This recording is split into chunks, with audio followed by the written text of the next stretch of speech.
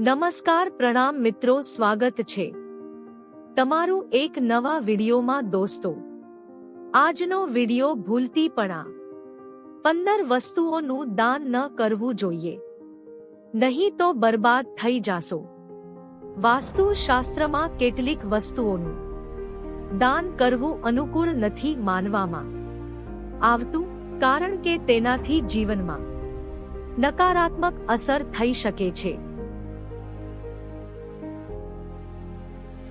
અહીં એવી 15 વસ્તુઓની યાદી છે જેનો દાન કરવું ટાળવું જોઈએ। 1. તૂટેલા દર્પણ। તૂટેલા દર્પણને દાન કરવું દુર્ભાગ્ય લાવી શકે છે। 2. તૂટેલી ઘડિયાળ। તૂટેલી અથવા બંધ ઘડિયાળનો દાન ન કરવો જોઈએ, કારણ કે તે જીવનની પ્રગતિને અટકાવી શકે છે।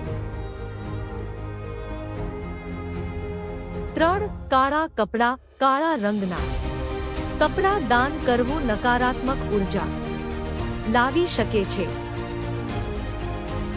4. તૂટેલા વાસણ। તૂટેલા વાસણનું દાન કરવાથી ઘરમાં આર્થિક સમસ્યાઓ આવી શકે છે। 5. પાણીના સ્ત્રોત। નળ કુંભો। પોતાના ઘરમાંથી પાણીના સ્ત્રોતનું દાન કરવું દુર્ભાગ્યનું કારણ બની શકે છે।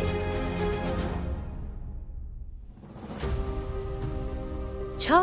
નમકનું દાન કરવું સંબંધિત અને આર્થિક સંઘર્ષો લાવી શકે છે। 7. તૂટેલા દાંતવાળી કાંટા। આને દાન કરવું મનના વિકાર અને તણાવ લાવી શકે છે।